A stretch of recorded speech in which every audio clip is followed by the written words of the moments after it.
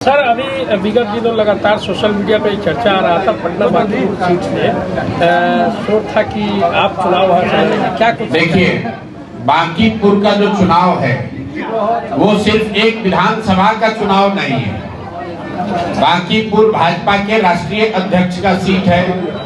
वो सीट है जो 40 वर्ष से भाजपा हारी रही है, तो उस नजरिए से वो महत्वपूर्ण है।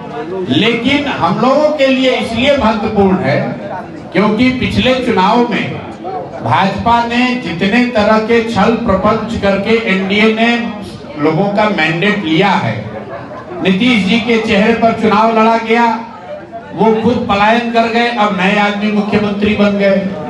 10,000 रुपए देकर 2 लाख रुपए का लालच देकर वोट लिया गया। 2 लाख रुपए की कहीं चर्चा नहीं है। 1 करोड़ नौकरी देने का वादा करके वोट लिया गया, एक भी नौकरी किसी को नहीं मिली।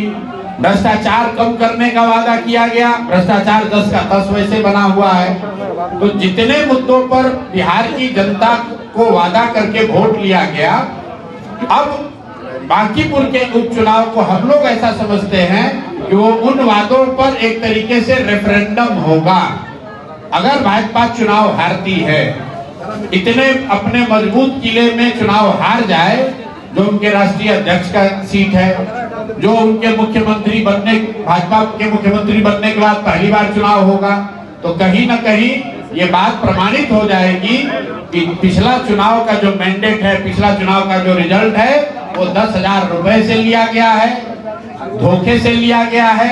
इसीलिए जन स्वराज ने घोषणा की है कि बांकीपुर में हर वो प्रयास किया जाएगा ताकि भाजपा को वहां पर हराया जा सके। लेकिन जन स्वराज के लोग प्रशांत किशोर डंके की चोट पर कह रहे हैं कि हरा गमछा लाल गमछा का बात करने वाला ये आदमी, इसका चाल चरित्र चेहरा मुख्यमंत्री के बनने के लायक नहीं है। और ऐसा व्यक्ति अगर मुख्यमंत्री रहेगा तो बिहार में शिक्षा की बात छोड़ दीजिए, रोजगार की बात छोड़ दीजिए, फिर से पुनः जंगल राज, वही जो जंगल राज में होता था वही होता हुआ आपको फिर से दिखाई देगा। तो जन स्वराज के लोग पद की चिंता किए बगैर और आदमी सामने से कितना भी बड़ा हो उसकी चिंता किए बगैर जो सही है हम लोग बोल रहे हैं। आपके यहाँ सिवान से मंगल पांडे के खिलाफ हम लोगों ने कहा था ये भ्रष्ट आदमी है, इनको हराइए। सिवान के मतदाताओं ने नहीं समझा, उनको जिता दिया। लेकिन इस बात की हमको खुशी है कि आज वो मंत्री नहीं है, आज वो मंत्री नहीं है। तो सम्राट चौधरी हो या दिलीप जायसवाल हो या कोई भी मंत्री हो, अगर आपने बिहार की जनता को लूटा है, अगर आप बिहार की जनता के साथ अन्याय कर रहे हैं, तो जन स्वराज का मुंह बंद नहीं होगा। हम लोग लड़ाई लड़ते रहेंगे, जितनी ताकत से आवाज उठानी है वो आवाज उठाया जाएगा। आप मुख्यमंत्री हैं कि एमएलए हैं कि सांसद है, उससे हम लोग डरने वाले नहीं। निशांत कुमार जो खुद ही बीमार हैं, उन्हें स्वास्थ्य मंत्री बना दिया गया है, इसके बारे में थोड़ा सा देखिए। मैं जन स्वराज ने कहा कि नेताओं के बच्चे नेता ही बनेंगे। अब वो बीमार हो स्वस्थ हो ये मेरा विषय नहीं है।